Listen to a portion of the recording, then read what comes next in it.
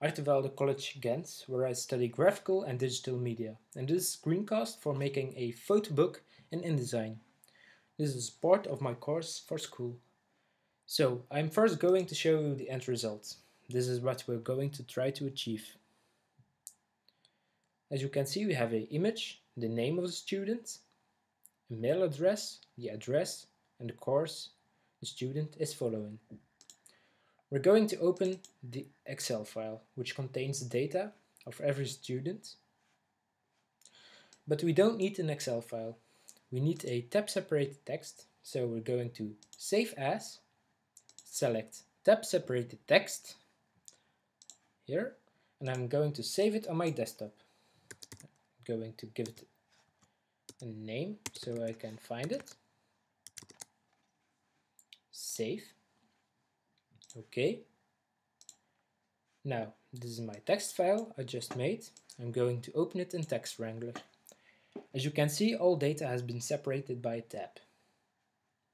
Now, I'm going to open my browser and go to a website called gscanner.com/regexer. This is an online application which uses regular expressions. Regular expressions is a way to recognize patterns and text, whereafter you can manipulate them. We need this because we need a XML file to import in our InDesign. So I'm going to the Replace tab, select all text, here, delete it, delete this, and delete this. I'm going to select all our text, copy it, and paste it in the top screen.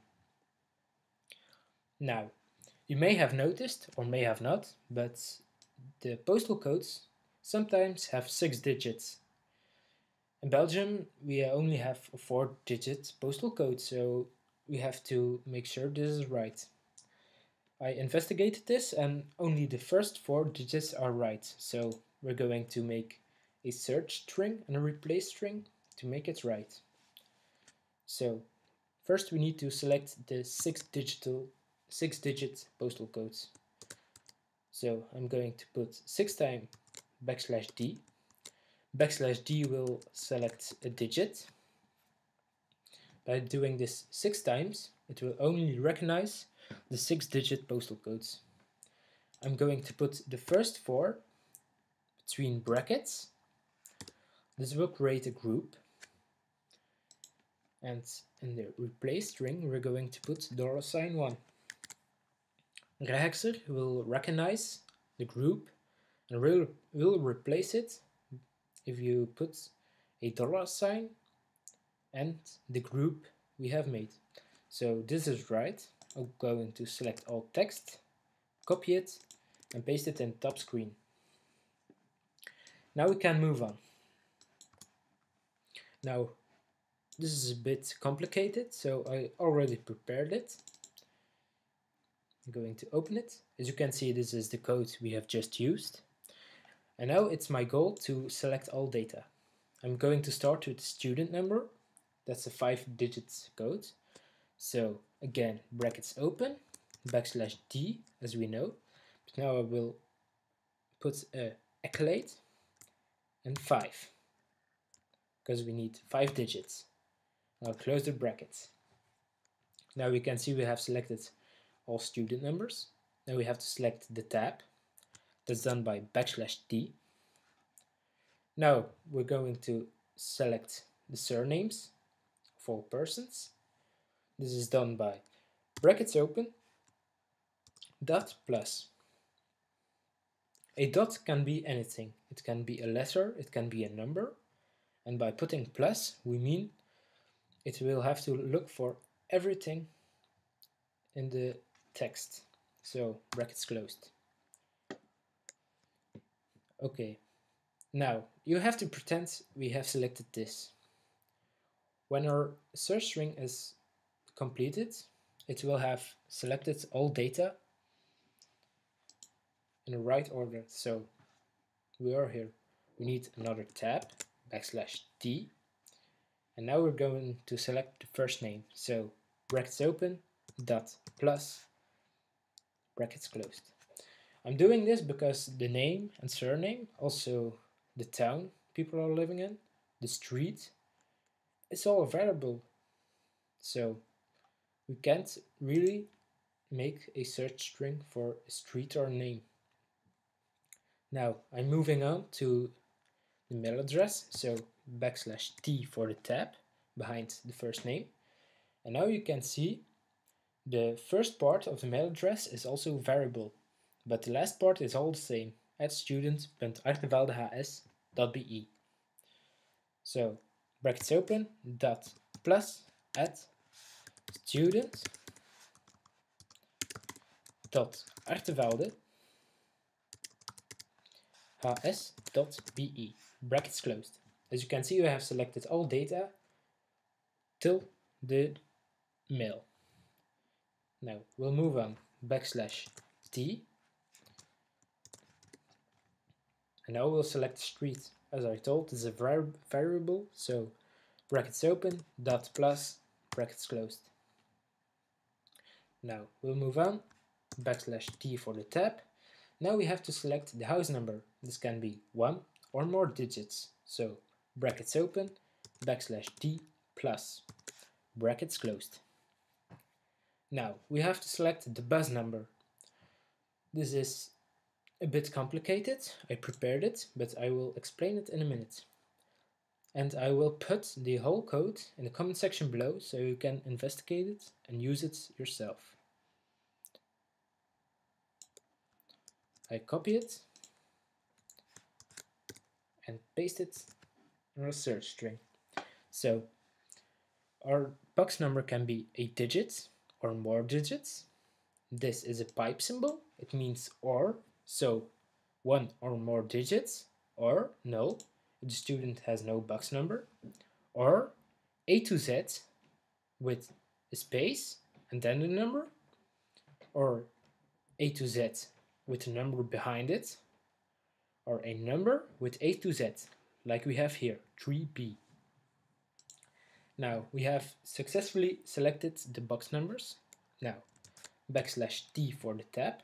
And now we'll select the postal codes. So brackets open, \t, collate 4, because we have a 4-digit postal code, brackets closed. Now we have selected all data until the postal code. Now again a tab. Now we'll select the town name. This variable, so dot plus, brackets closed. Now again \t, and now we will have to select all courses the student can follow in our school. I have prepared this. I'm going to copy it and paste it in my search string. As you can see, a student can follow crossmedia ontwerp or multimedia productie or graphimedia beleid or graphimedia technologie or null. Null is when the student has not decided what he wants to do. Now you can see all data has been selected. Now we can make a replace string, but we'll form or replace string in that manner that we have a working XML file. So we're going to put the parent element, bracket open, student. When you don't know how XML works, I can give you a good site to learn it. It's called w3schools.org. There you can learn it. It's very easy to learn. Now we have made a parent element. I'll put a return by \r. This is for a nice structure to our XML. Now we're going to put the name in it, so element open name. And we're going to put first the surname. That's our second group we have selected.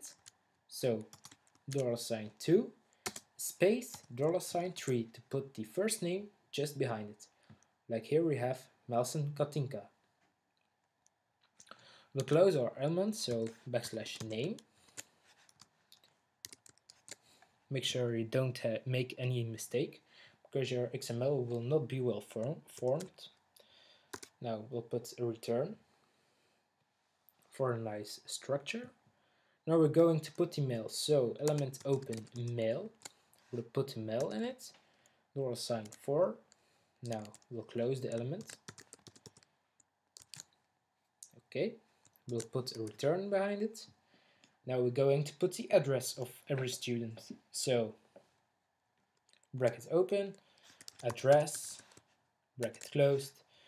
Now we're first going to put the street name, so that's $5, and the house number right behind it, $6.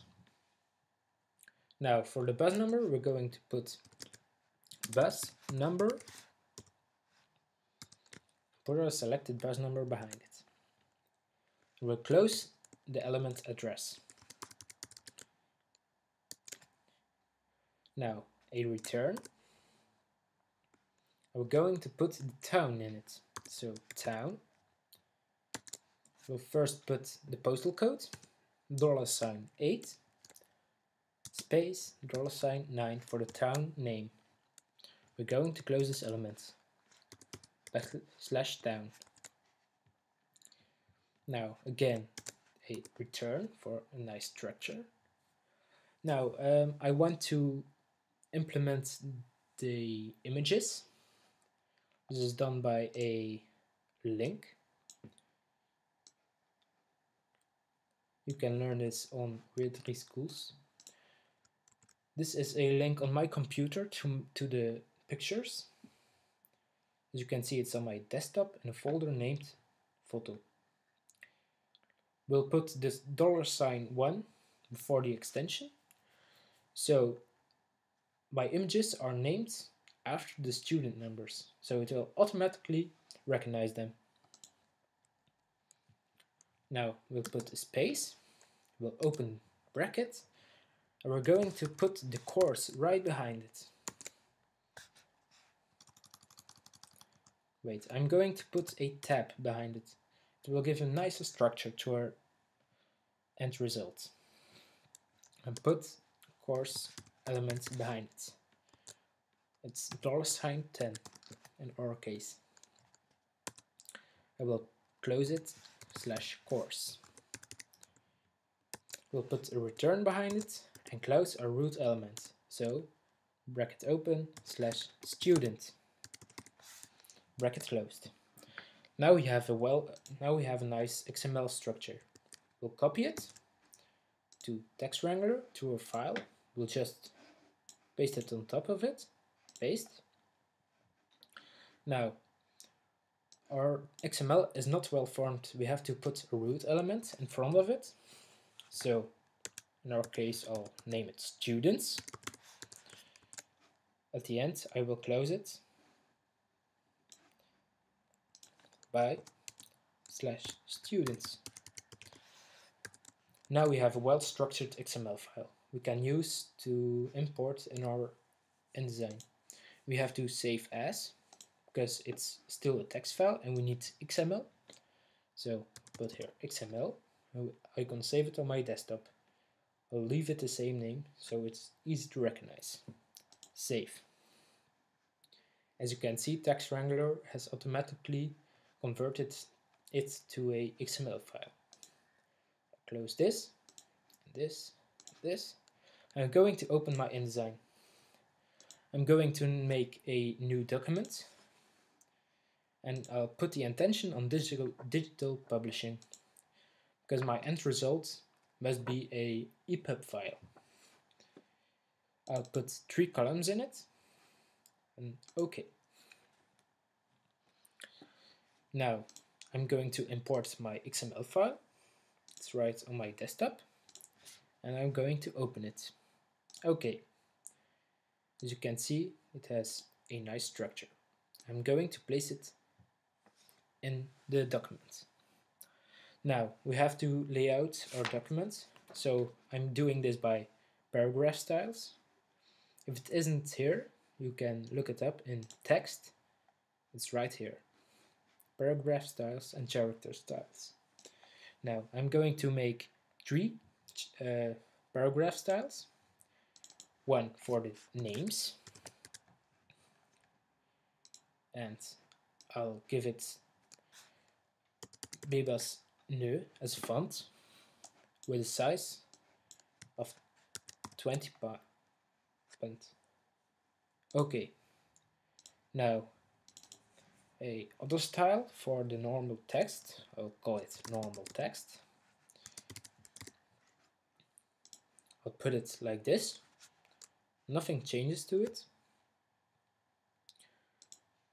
And I'll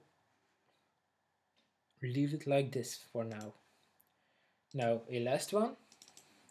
I'll name it courses. Course. Because this will be implemented on our course. You will see in a minute what it will do. I'll first link the styles to every label. I'll give the address the normal text. The course I will course. Mail I will give normal text. Name has to be names. And down I will give it normal text. Okay. As you can see, the name has changed to the character style. Now I'm going to put the image. I'm going to put the image on top of this text. Whereafter we're going to put a left indent on this text to put it behind next to the image. Now we're going to select course. Because this is one line, I just need to adjust the line space. So I'm going to adjust the line space to 24 point. Okay, as you can see, the image is on top of the name and the other data. Now I'm going to normal text and I'll put a left indent of, I'll take a guess, 75 pixels. Okay, that looks a bit odd because it's just next to the image. I'll put it 10 pixels further. So 85. Okay, now that's looking nice.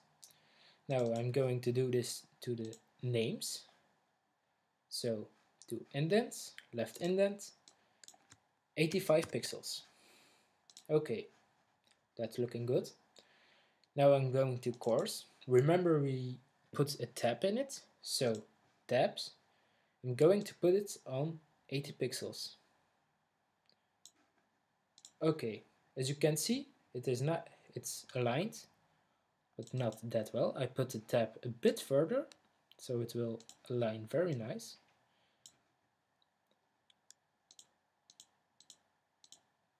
Okay, so it has to be 84 pixels. Now you can see the image is on the other column and we need it to be here, or this text has to be here. So we're going to normal text, we're going to options to keep together, and we'll select this and we'll put 2 pixels, 2 lines, and you see it puts it on the next line. Okay. Okay. Now we're going to adjust this because it doesn't look nice. Here it has 5 people and here it has 6. So we're going to put manually, we're going to put a few returns on it. Right here. So it adjusts automatically. We'll do the same here.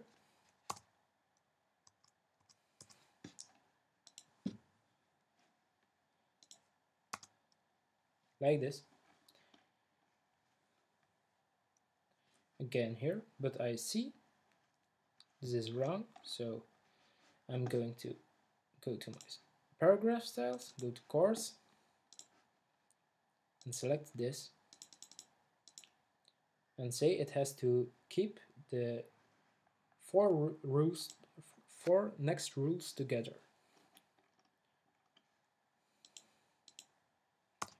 We'll put a few manual returns here. And as you can see,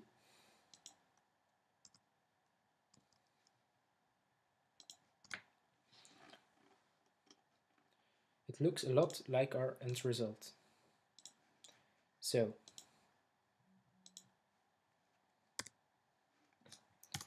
I'll put it on preview like this. It looks a lot the same. So this is my end result. Thanks for listening. I hope you learned something. Thank you.